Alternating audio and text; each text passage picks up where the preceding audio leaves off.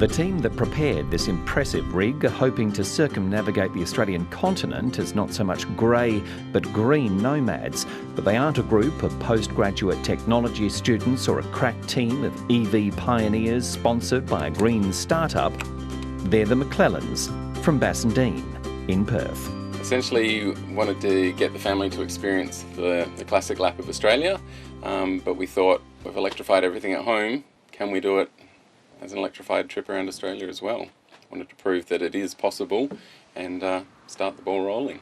The couple and their children plan to exchange the eco-friendly house they built themselves for an equally green mobile home. All appliances have been converted to run on solar power, and once they source a tow ball, the caravan will be pulled by one of the largest EVs available in Australia.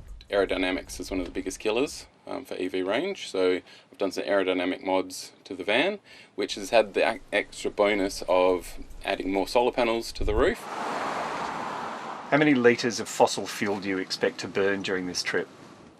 0.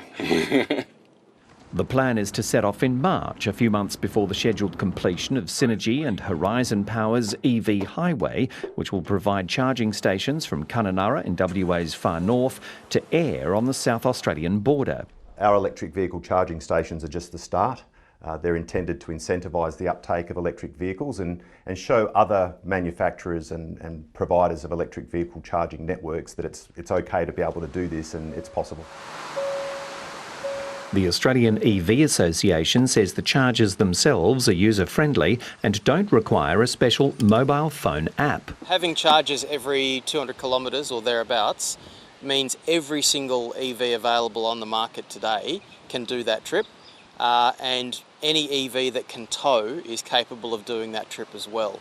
Synergy is hoping that means more Australians will become confident about switching to EVs for big road trips. I think we've turned the corner of EV uptake in this country. The uptake now is incredibly quick. It was only less than a year ago that we only had about 10,000 electric vehicles in the state, and that's nearly double that already, and it's only a year later.